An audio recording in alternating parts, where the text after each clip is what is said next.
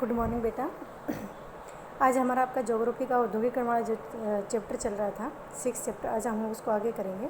इससे पहले मैंने आपको बताया कि हमारे यहाँ पे हमने पढ़ चुके हैं कि उद्योग कितने प्रकार के होते हैं, उद्योगों की स्थिति क्या होती है, और कृषि आधारित उद्योगों का हमारा टॉपिक चल रहा था बेटा, जिसमें मैंने आपको कपड़ा उद्योग के बारे में, हमने वस्त्र उद्योग के बारे में पढ़ा।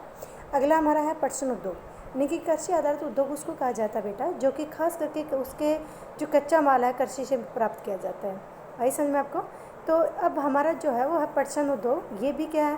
पटसन, जिसको जूट बोलते हैं, जिसको सुनहरा रेशा के नाम से भी जाना जाता है, ये खास करके उन क्षेत्रों में होती है पटसन की फसल जो कि ये कहें कि नदी डेल्टाई क्षेत्र में, जहाँ नवीन जलोढ़ मिट्टी पाई जाती है, वहाँ पे पटसन की फसल सबसे अच्छी होती है। इसके लिए अधिक उपजाऊ ज़मीन, अधिक पानी की जरूरत होती है। और हमारे अगर देश की हम बात करें तो बांग्लादेश के पश्चात भारत उद्योग यानी कि पटसन उद्योग में ही, पटसन उत्पादन में दूसरे नंबर पे आता है। इतना ही नहीं बल्कि पटसन का उत्पादक होने के साथ साथ में निर्यातक भी एक दूसरा बड़ा देश के रूप में जाना जाता है।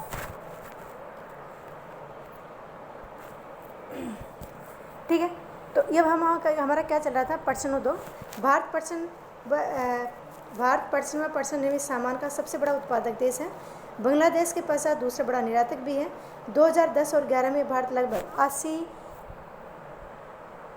पटसन उद्योग थे, जिनमें से अधिकांश पश्चिम बंगाल हुगली नदी के तट पर 98 किलोमीटर लंबी एक 3 किलोमीटर चौड़ी सकड़ी मेखला के अंदर बने हुए हैं। मैंने आपको क्या बताया कि पटसन का उत्पादन वहीं हो सकता है जहां नवीन जलोढ़ मिट्टी हो, जहां नदी के द्वारा बहाकर लाई गई नवीन जलोढ़ मिट्टी और पानी की आपूर्ति पूरी होती हो। अगर हम पूरे क्लाइमेट की बात करें तो ऐसा ही सिर्फ असम, पश्चिम बंगाल, बिहार और उड़ीसा का कुछ क्षेत्र है जिसके अंदर पटसन की खेती की जा सकती है।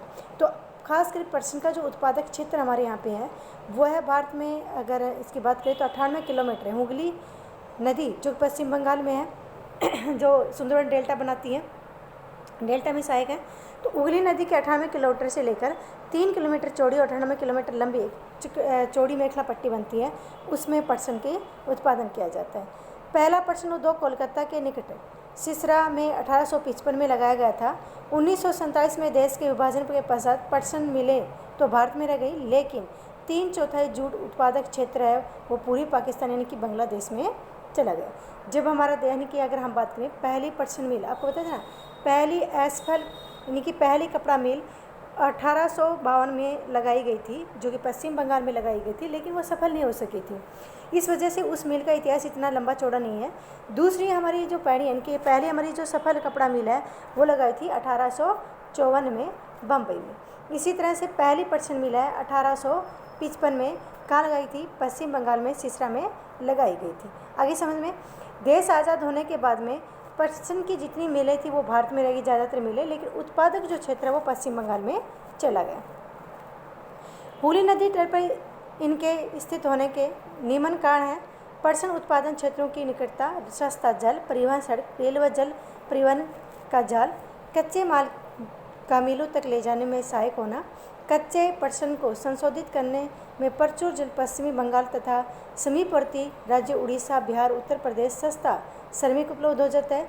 कोलकाता एक बड़े नगरीय केंद्र के रूप में बैंकिंग, बीमा और जूट के सामान के निर्यात के लिए उत्पादन की सुविधाएं प्रदान करना सम्मिलित है।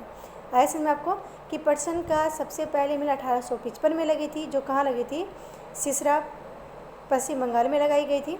इसके अलावा पटसन का उत्पादक जो क्षेत्र है हमारा वो सबसे बड़ा हुगली नदी का से यानी कि हुगली नदी का जो तटीय बंदरगाह वहाँ से लेकर 98 किलोमीटर की एक लंबी मेखला श्रृंखला बनती है जो 3 किलोमीटर चौड़ी है। सबसे ज़्यादा जो पटसन के उद्योग हैं ये यहीं लगाए गए हैं। ठीक है, यहाँ पे अच्छी खासी बंदरगाह यानी कि पश्चिम बंगाल की कोलकाता हुगली बंदरगाह है, उड़ीसा की बंदरगाह है, पारादीप बंदरगाह है। ठीक है, बिहार, उत्तर प्रदेश सस्ता श्रमिक यहाँ मिल जाता है। कोलकाता में बड़े नगरीय केंद्र रूप में है। बैंकिंग और बीमा जो है वो भी आसानी से यहाँ पे सुविधाएं मिल जाती हैं। इस उद्योग की चुनौती में अंतर्राष्ट्रीय बाजार में कृत्रिम वस्त्रों से बांग्लादेश, ब्राज़ील, फिलीपींस, मिस्र तथा थाईलैंड जैसे अन्य देशों से कड़ी प्रतिस्पर्धा शामिल है। यद्यपि पटसन बैंकिंग की अनिवार्य प्रयोग की सरकारी नीति के कारण इसकी घरेलू मांग बढ़ी है, तथापि मांग बढ़ाने हेतु उत्पादन में विविधता भी आवश्यक है। पटसन के प्रमुख खरीदार अमेरिका, कनाडा, घाना, सऊदी अरब, यूनाइटेड किंगडम और ऑस्ट्रेलिया है। बढ़ते वैश्विक पर्यावरण अनुकूलन और जैविक निम्नीकरण पदार्थों के लिए विश्व की बढ़ती जागरूकता ने पुनः जूट उत्पादों के लिए अवसर भी प्रदान किए हैं। ये था हमारा पटसन उद्योग। अगला है चीनी उद्योग, क्योंकि चीनी उद्योग भी क्या है, कृषि आधारित उद्योग है, क्योंकि गन्ना जो है वो कृषि उत्पादन है। भारत में चीनी के उत्पादन में विश्व में दूसरे नंबर पे है। इससे गुड़ खांडसारी के उत्पादन में इसका प्रथम स्थान रहा है। उद्योग के प्रयुक्त कच्चा माल भारी होता है, इसलिए ढुलाई में अधिक व्यय होने के कारण, या फिर ये कहें कि गन्ने को ज़्यादा दूर ले जाने के कारण उसके स्क्रूस की मात्रा घट जाती है, यानी कि उसमें रस की मात्रा कम हो जाती है। इसलिए चीनी मिलें ज़्यादातर वहीं लगाई जाती हैं जहाँ पे कच्चे माल की आपूर्ति आसानी से हो जाती है। हाँ, हमारे देश में गन्ना का प्रथम उत्पादक राज्य उत्तर प्रदेश है, इसलिए सबसे ज़्यादा गन्ने की जो मिलें हैं या कहीं चीनी की जो मिलें हैं वो उत्तर प्रदेश में है। बिहार, महाराष्ट्र, कर्नाटक, तमिलनाडु, आंध्र प्रदेश, गुजरात, पंजाब, हरियाणा तथा मध्य प्रदेश राज्यों में भी चीनी की मिलें लगी हुई हैं। चीनी मिलों का 60% उत्तर प्रदेश, बिहार में है। ये उद्योग मौसमी है, अतः सहकारी क्षेत्र के लिए उपयुक्त है। क्या आप बता सकते हैं कि ऐसा क्यों है? पिछले कुछ वर्षों में इन मिलों की संख्या दक्षिण और पश्चिमी राज्यों में, विशेषकर महाराष्ट्र में बढ़ी है। इसका मुख्य कारण है यहाँ के गन्ने के उत्पादन, यानी कि जो गन्ना जो होता है उसके अंदर स्क्रूस की मात्रा अधिक होती है, रस की मात्रा अधिक होती है, अपेक्षाकृत ठंडी जलवायु भी गुणकारी है। इसके लिए अतिरिक्त इन राज्यों में सहकारी समितियाँ भी सफल रही हैं। इस उद्योग की प्रमुख चुनौतियाँ इस प्रकार हैं। इस उद्योग का अकाल्पनिक होना, पुरानी व अक्षम तकनीकी का इस्तेमाल, परिवहन अक्षमता से गन्ने का समय पर कारखानों न पहुँचना, खोई का अधिकतम इस्तेमाल न कर पाना इसकी मुख्य समस्या में आते हैं। अगला हमारा जो टॉपिक है बेटा वो है खनिज आधारित उद्योग। देखो, खनिज आधारित उद्योग किसे कहते हैं? जो उत्पादन, यानी कि ऐसा कच्चा माल, ऐसा कच्चा सामान जो कि ज़मीन से खोद कर निकाला जाता है, जिसमें खास करके धातुएं आती हैं, जैसे लोहा है, तांबा है, बॉक्साइट है, मैग्नीज है, अभ्रक है। ठीक है, अब इसमें हमारा सबसे पहला जो है वो कौन सा है? लोहा इस्पात उद्योग। देखो, लोहे को दो तरह से बोला जाता है, एक होता है लोहा, एक कौन सा होता है? लोहा अयस्क। लोहा अयस्क होता है कच्चा, कच्चे लोहे को लोहा अयस्क बोला जाता है। दूसरा होता है लोहा इस्पात। इस्पात क्या होता है? इस्पात होता है जिसको हम पक्का लोहा भी बोल सकते हैं, जिसको ये कहें कि लोहे का, कच्चे लोहे को, अयस्क लोहे को पक्का लोहा या दूसरे लोहे इस्पात में बदल देना है, इस्पात लोहा कहलाता है। इसमें लोहा जब ज़मीन से निकाला जाता है, जो अयस्क होता है, अयस्क जो लोहा होता है वो इतना ज़्यादा मजबूत नहीं होता, कठोर नहीं होता। उसको कठोर बनाने के लिए खास करके उसके अंदर क्या किया जाता है? उसके अंदर ये कहे कि 1 टन अगर हमें लोहा तैयार करना है, 1 टन हमें इस्पात बनाना है, 1 टन अगर हमें इस्पात बनाना है तो उसके अंदर 10 kg क्या मिलाएंगे हम? मैग्नीज। 10 kg हम उसमें क्या मिलाएंगे बेटा? मैग्नीज मिलाएंगे। तब जाके उसके अंदर हमें इसके साथ में लोहे अयस्क को लोहा इस्पात में बदलने के लिए हमें चूना पत्थर, ठीक है, चूना पत्थर, कोयला, मैग्नीज और इन चीज़ों की हमें सबसे ज़्यादा जरूरत पड़ती है। तो हमारा जो पहला है खनिज आधारित उद्योग, उसमें है लोहा अयस्क या लोहा इस्पात। लोहा तथा इस्पात उद्योग एक आधारभूत उद्योग, क्योंकि अन्य सभी, यानी इसको आधारभूत उद्योग क्यों कहा जाता है? वजन में भारी होता है। अन्य सभी छोटे और बड़े उद्योग होते हैं वो लोहे के ऊपर डिपेंड होते हैं। सभी उद्योगों की रीढ़ की हड्डी लोहा कहा जाता है, कि कोई भी उद्योग ऐसा नहीं है जिसके अंदर मशीन, इनकी एक छोटी सी सुई से लेकर बड़ी से बड़ी मशीन, या फिर हम कहीं बड़ी बिल्डिंग बना रहे हैं, हम कोई पुल बना रहे हैं, ब्रिज बना रहे हैं, तो सभी में लोहे का प्रयोग किया जाता है। इसलिए लोहे को सभी लोहों की आधारभूत कहा जाता है और सभी लोहे की रीढ़ की हड्डी कहा जाता है। आगे समझ में, अन्य सभी भारी, हल्के और मध्यम उद्योग इनसे बनी मशीनरी पर निर्भर हैं। विविध प्रकार के इंजीनियरिंग सामान, निर्माण सामग्री, रक्षा, चिकित्सा, टेलीफोन, वैज्ञानिक उपकरण, विभिन्न प्रकार के उपभोक्ता वस्तुओं के निर्माण के लिए इस्पात की आवश्यकता सबसे ज़्यादा होती है। इसीलिए इसको क्या कहा जाता है? आधारभूत उद्योग, यहाँ बेसिक इंडस्ट्री। इस्पात उद्योग के उत्पादन तथा खपत को प्राय एक देश के विकास का पैमाना माना जाता है। लोहा तथा इस्पात एक भारी उद्योग है, क्योंकि इसमें प्रयुक्त कच्चा तथा तैयार माल दोनों ही भारी हैं, स्थूल होते हैं। इसके लिए अधिक परिवहन लागत की आवश्यकता होती है। इस उद्योग के लिए लोहा अयस्क, कोकिंग कोयला, कोल तथा चूना पत्थर का अनुपात कितना होता है? 4:2:1 होता है। यानी कि कौन कौन सा इसमें? लोहा अयस्क, चूना पत्थर, कोकिंग कोयला और मैग्नीज। आगे समझे। तो लोहा सबसे ज़्यादा लोहे से 4 अनुपात में होगा, कोकिंग कोयले की 2 अनुपात होता है और चूना पत्थर का 1 अनुपात होता है। इस्पात उद्योग की आदर्श स्थापना कहाँ होनी चाहिए? ये क्योंकि ये वजन में कच्चा माल भी इसका भारी होता है और तैयार माल भी इसका भारी होता है, तो वजन में ये भारी होगा, परिवहन में लागत ज़्यादा होगी।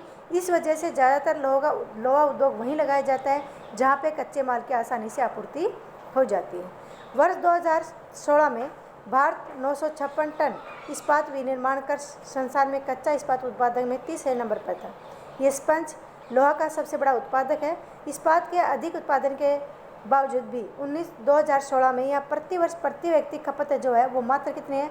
63 किलोग्राम है, जबकि इसी समय विश्व के प्रति व्यक्ति खपत जो है वो 208 किलोग्राम है। यानी कि लोहा उत्पादन में हम अच्छी स्थिति में हैं। हमारे यहाँ पे खूब लोहा निकाला जाता है, बहुत सारे हमारे यहाँ से लोहे कच्चे ऐसे कहीं क्या कर दिया जाता है, निर्यात कर दिया जाता है, लेकिन हम इतने डेवलप नहीं हो पाए कि हमारी प्रति व्यक्ति जो लोहे की खपत है वो विकसित राष्ट्र से बहुत कम है।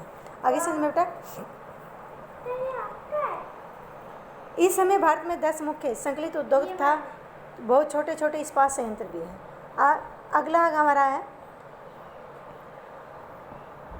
मैं इसकी मैप की वीडियो बेटा बना के आपके लिए छोड़ दूंगी। जैसे मैप मैंने आपके डाला था 5th चैप्टर का, 5th चैप्टर के मैंने खास करके मैप डाल दिए थे, तो उसी तरह से इसके भी मैं मैप का एक अलग वीडियो बनाकर आपके पास से सेंड कर दूँगी, ठीक है। अब है हमारा सार्वजनिक क्षेत्र में लगभग उसी उपक्रम अपने इस्पात की steel authority of India SAIL के माध्यम से बेचते हैं। यानी कि हमारे यहाँ पे लोहे ऐसा का जो निर्यात जो बेचा जाता है वो खास करके स्टील अथॉरिटी ऑफ इंडिया यानी कि सेल के माध्यम से लोहे का सार्वजनिक क्षेत्र से इस उपकरण को मार्केट में उतारा जाता है। 1950 के दशक में भारत तथा चीन ने लगभग एक समान मात्रा में इस्पात उत्पादित किया था। आज चीन इस्पात का सबसे बड़ा उत्पादक है। इस्पात की सर्वाधिक खपत वाला देश भी चीन है। भारत के में छोटा नागपुर के पठारी क्षेत्र में अधिकांश लोहा तथा इस्पात उद्योग से केंद्रित हैं। इस प्रदेश में इस उद्योग के विकास के लिए अधिक अनुकूल सापेक्ष परिस्थितियाँ हैं।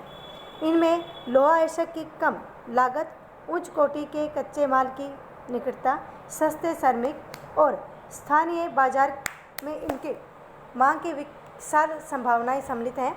यद्यपि भारत संसार का एक महत्वपूर्ण लोहा इस्पात उत्पादक देश है, हम इनके पूर्ण संभाव्य का विकास नहीं कर पाए हैं। इसके निम्न कारण है कच्चा लागत, कोकिंग कोयला जो हमारे पास बहुत सीमित मात्रा में है, श्रम जो कि हमारे पास महंगा पड़ता है तो सस्ता श्रम भी इतना नहीं है, ऊर्जा की अनियमित आपूर्ति, अविकसित अवसंरचना के कारण हमें आज भी, मैंने आपको बताया कि हमारे देश में सबसे बड़ी जो समस्या है वो ये है कि तैयार सामान को निर्यात कर पाना।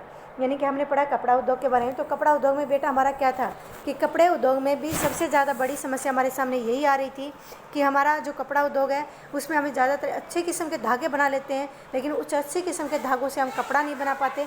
इस वजह से हमें उसका निर्यात ज़्यादा करना पड़ता है कच्चे सामान का। और कच्चे सामान इसी तरह से हमारे यहाँ पे भी लोहा इस्पात का जो है उसका ही निर्यात ज़्यादा हो रहा है, ठीक है।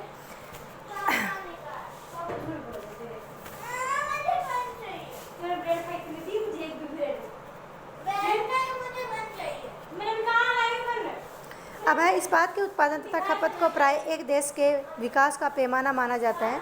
लोहा तथा इस्पात एक भारी उद्योग है क्योंकि इसमें प्रयुक्त कच्चा तथा तैयार माल दोनों ही भारी और स्थूल होते हैं। इसके लिए अधिक परिवहन लागत की आवश्यकता होती है। इस उद्योग के लिए लोहा आवश्यक कोकिंग कोयल तथा चूना पत्थर का अनुपात कितना, सॉरी ओ बेटा मैं करा चुकी थी, रियली सॉरी बेटा। तो हम क्या कर चुके थे,